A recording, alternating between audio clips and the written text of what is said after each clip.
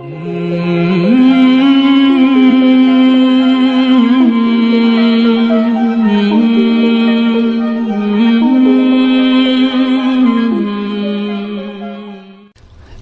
علیکم ورحمۃ اللہ وبرکاتہ۔ حضرت ابی سعید رضی اللہ تعالی عنہ روایت کرتے ہیں کہ حضور اکرم صلی اللہ علیہ وآلہ وسلم نے فرمایا کہ جنت میں ایک شخص جنت میں 70 مسندوں پر تکیہ لگائے ہوگا، اس کے کروٹ لینے سے پہلے پھر اس کے پاس ایک عورت آئے گی جو اس کے کندھے پر ہاتھ رکھے گی۔ یہ شخص اس کے رخسار میں اپنا منہ دیکھے گا، آئینے سے زیادہ صاف ہوگا اس کا چہرہ، اس کے رخسار میں یعنی ایسے نظر آئے گا گویا کہ آئینے میں چہرہ دیکھ رہا ہو، اور اس پر ادنا موتی پورا پچھم کے درمیان کو چمکا دے گا، یعنی مشرق مغرب کے درمیان کی چمکا دے گا، ایسا اس میں ایک نور اللہ عطا فرمائے گا۔ وہ عورت اسے سلام کرے گی، یہ اس کا جواب دے گا اور اس سے پوچھے گا تو کون ہے؟ وہ کہے گی میں زائد نعمتوں میں سے ہوں، انا من المزیدی۔ اس پر 70 جوڑے ہوں گے جنہیں اس کی نظر آر پار کر جائے گی، حتیٰ کہ اس کی پنڈلی کا گودا ان کے اوپر سے دکھائی دے گا۔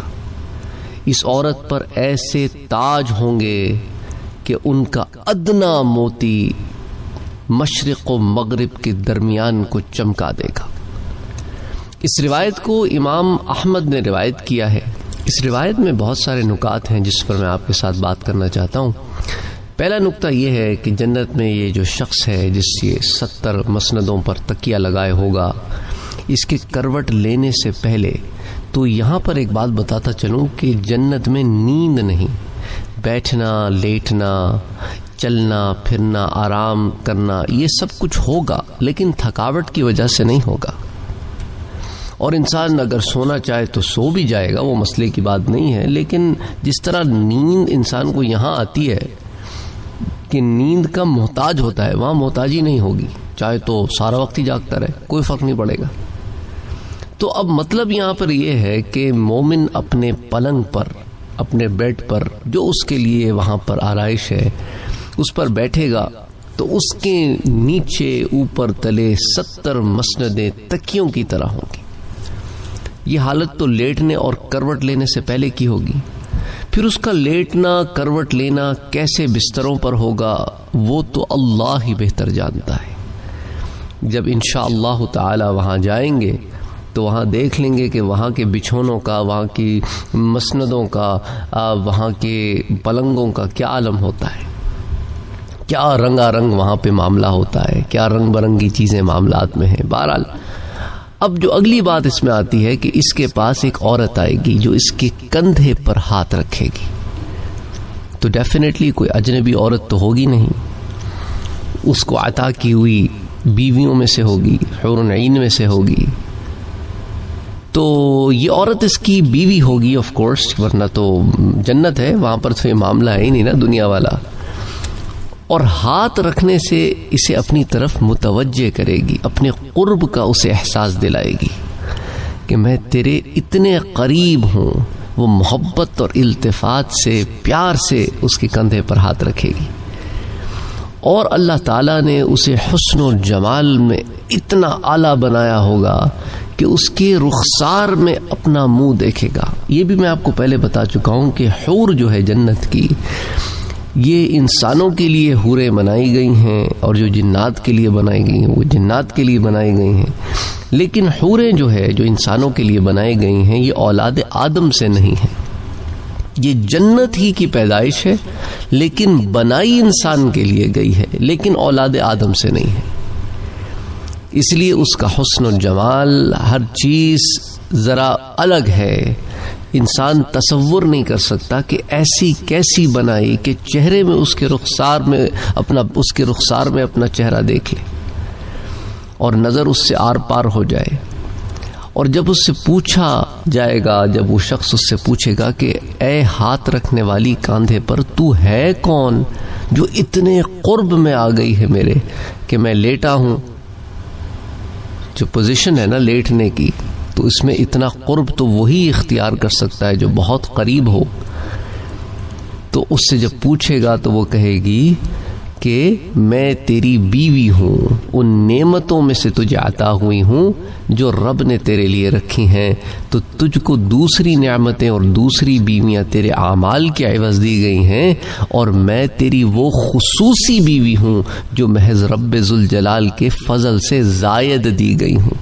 اسی لیے وہ کہے گی کہ میں زائد نعمتوں میں سے ہوں، کہ وہ نعمتیں باقی جو تجھے ملی ہیں وہ تو تیرے عمل کی وجہ سے تیرے رب نے تجھے اجر عطا فرمایا ہے، اور میں تیرے رب کے فضل کے وجہ سے تجھے عطا ہوئی ہوں۔ دیکھیے قرآن کریم میں اللہ عز و جل فرماتا ہے کہ لہم ما یشاؤون، ان کے لیے وہاں وہ سب کچھ ہے جسے وہ چاہیں گے۔ لہم ما یشاؤون کہاں پہ؟ فیہا، جنت میں۔ ولدینا مزید، اور ان کے لیے اور بھی ہے۔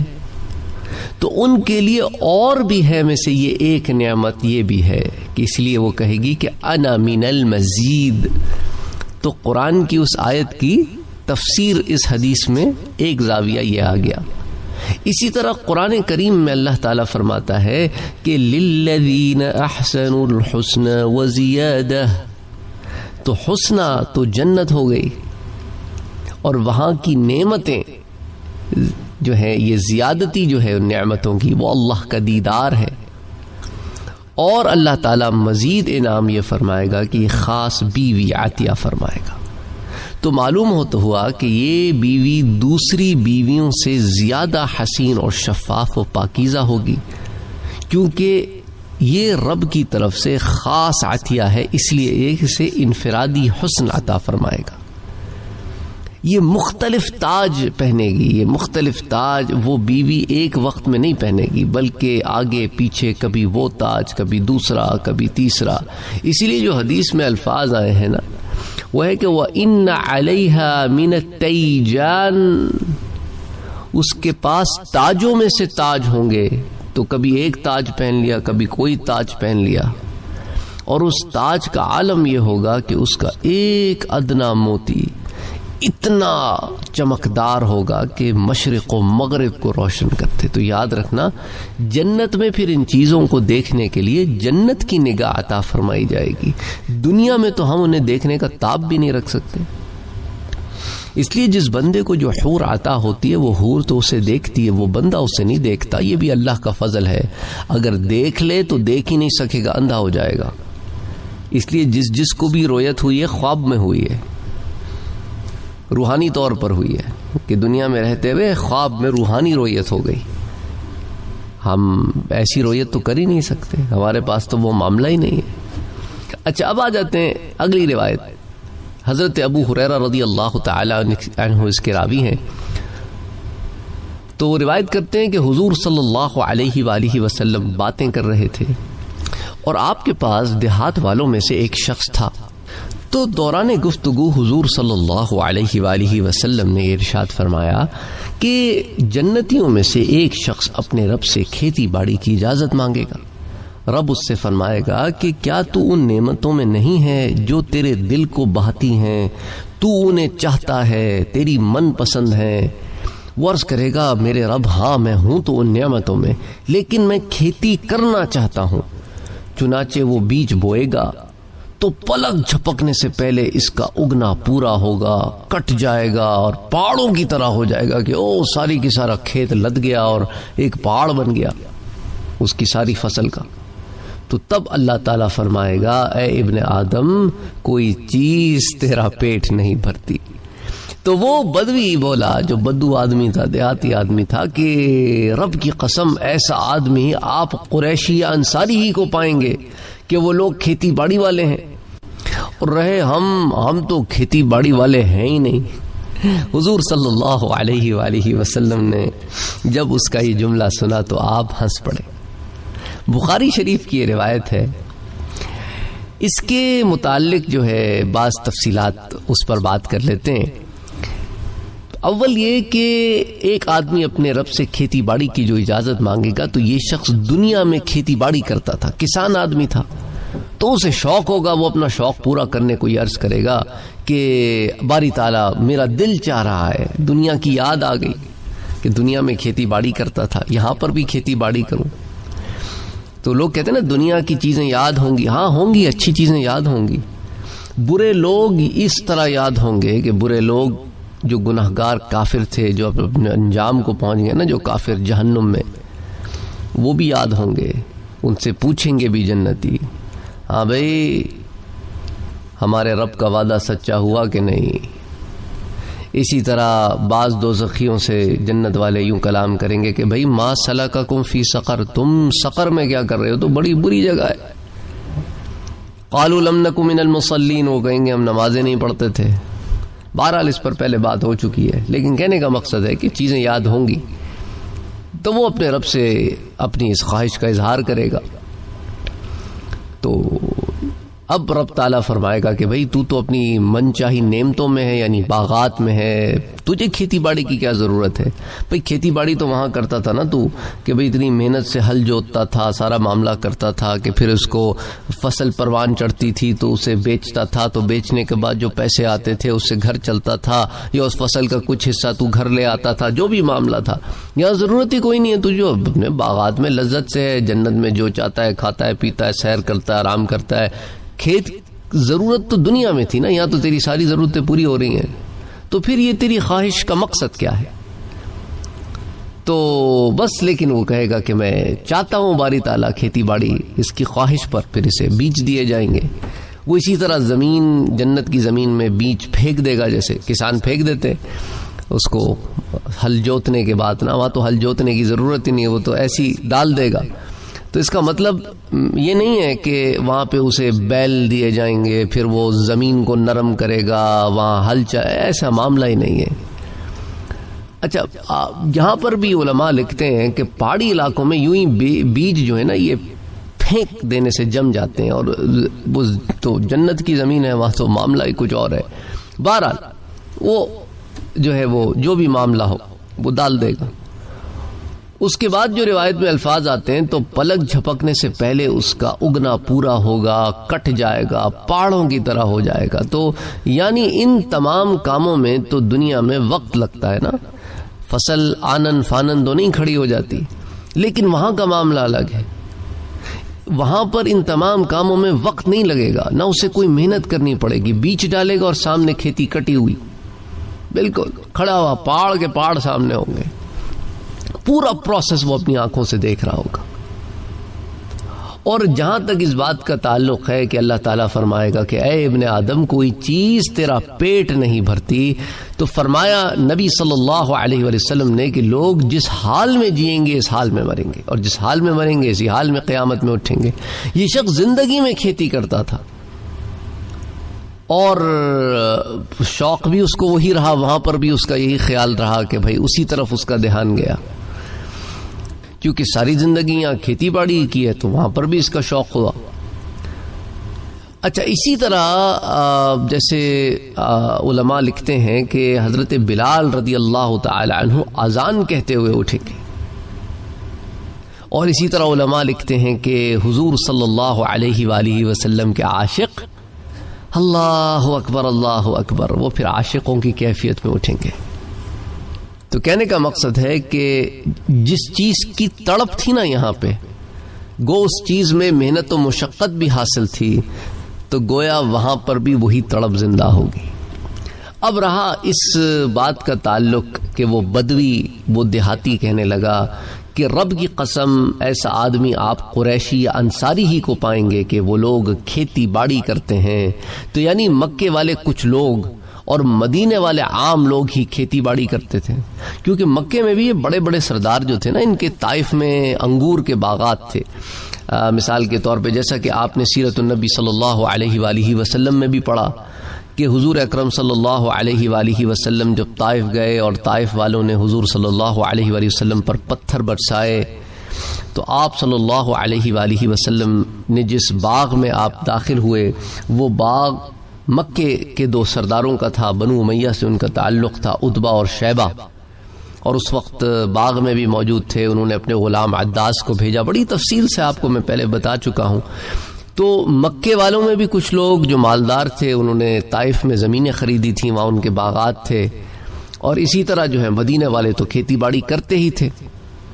یہ یمن سے بھی کھیتی باڑی چھوڑ کر مدینے آ کے آباد ہوئے تھے، کیونکہ یمن میں جن علاقوں میں یہ کھیتی باڑی کرتے تھے وہاں پہ ایک ڈیم تھا سد معارب، جو 700 سال سے قائم تھا، اور ملک سبا میں اس سے بہت جم غفیل بڑے بڑے قبائل اس سے پانی جو ہے اس کی نہریں نکال کے اس ڈیم سے پھر اس کے بعد جو ہے اس کو اپنی فارمنگ میں استعمال کرتے تھے. لیکن جب اس میں دراڑ پڑی اور ڈیم ٹوٹ گیا تو پھر اس کے بعد یہ قبائل وہاں سے نکلے اور مختلف علاقوں میں پھیلنا شروع ہو گئے. تو یہ اوس و خزرج جو ہیں یہ یہاں آ گئے، مدینے شریف آ گئے اور یہاں پہ آ کے سیٹل ڈاؤن ہو گئے. بہرحال تو اس لیے اس بدوی نے کہا کہ بھئی مکے والے کچھ لوگ اور مدینے والے عام لوگ ہی کھیتی باڑی کرتے ہیں، انہی کو یہ شوق وہاں بھی ہوگا. ہم لوگ تو بدو لوگ ہیں، صحراؤں میں رہتے ہیں، بھیڑ بکریاں چراتے ہیں، ہمیں تو کھیتی باڑی کا کوئی شوق نہیں ہے. تو اب چونکہ اس نے بڑے ہی فرینکلی اس نے اس بات کا اظہار کر دیا تو آپ صلی اللہ علیہ وآلہ وسلم جو مسکرا اٹھے، جو ہنسے کہ فضحک رسول اللہ صلی اللہ علیہ وسلم، کہ وہ ایک دم وہ بدو جو ہے نا اس کی حاضر جوابی اور عقل مندی کی وجہ تھی. یہ خیال رہے کہ حضور صلی اللہ علیہ وآلہ وسلم کو خوش کرنا، ہنسانا بھی نیکی کا کام ہے، اجر کا کام ہے. اس لیے اس بدوی کی اس بات سے حضور صلی اللہ علیہ وآلہ وسلم کا مسکرانا، تو اس کو اللہ نے اجر عطا فرمایا اس کا. اللہ اکبر اللہ اکبر. اچھا، آج کے درس کی آخری روایت دیکھ لیتے ہیں. شعب الایمان کی روایت ہے، پچھلی والی تو بخاری شریف کی تھی کہ حضرت جابر رضی اللہ تعالیٰ عنہ فرماتے ہیں کہ ایک شخص نے حضور صلی اللہ علیہ وآلہ وسلم سے پوچھا کہ کیا جنتی سویا کریں گے؟ فرمایا نیند تو موت کی جنس ہے اور جنتی مریں گے نہیں.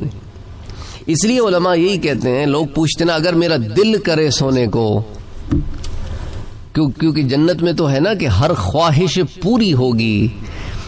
تو دیکھیں نا حضور صلی اللہ علیہ وآلہ وسلم نے یہاں پہ کیا فرمایا، النوم اخو الموت ولا يموت اہل الجنہ، کہ نیند تو موت کی بھائی ہے، اس کے ہم جنس ہے، اس کی جیسی، اور جنتی مریں گے نہیں. تو حضور انور نے لا نہیں فرمایا بلکہ اتنی دراز عبارت فرمائی تاکہ اس کی سمجھ میں آ جائے.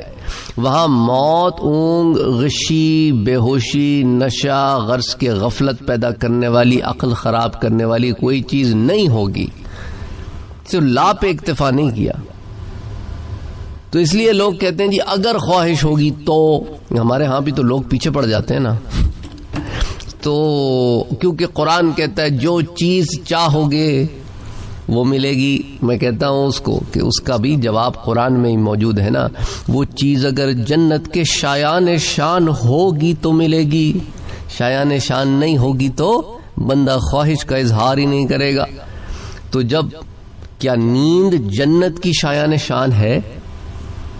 حضور نے تو فرما دیا وہ تو موت کا بھائی ہے. تو موت تو جنت میں ہے نہیں، تو اس کا مطلب ہے جنت کے شایان شان ہے نہیں. پہلے اسی درس میں میں نے کہہ دیا کہ بھئی اگر سونے کا بہت خواہش ہو تو اللہ سے اظہار کر دینا. ہو سکتا ہے کوئی خصوصی تمہارے لیے معاملہ ہو جائے جیسے دیہاتی کے لیے ہو گیا، لیکن عام اصول یہی ہے کہ وہاں یہ چیزیں ہوں گی نہیں. جب ہوں گی نہیں بندہ خواہش بھی نہیں کرے گا. سرور و خوشی ہوگی مگر سرور کی مستی نہ ہوگی. سمجھ آئی بات؟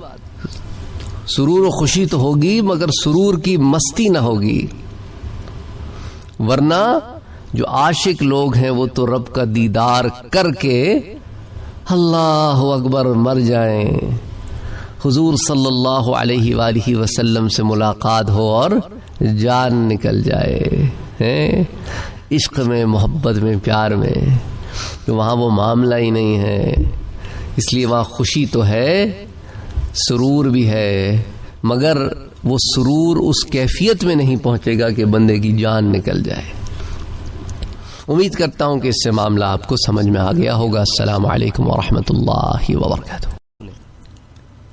اگر آپ نے ابھی تک ہمارے چینل کو سبسکرائب نہیں کیا ہے تو سبسکرائب کا بٹن دبائیں، بیل کے آئیکن کو پریس کریں تاکہ آپ کو ریگولر نوٹیفیکیشن اپڈیٹس مل سکے اور آپ ہمیں ہمارے لائیو سیشنز میں بھی جوائن کر سکیں۔ ویڈیو پسند آنے کی صورت میں لائک، شیئر اور کمنٹ کرنا نہ بھولیں۔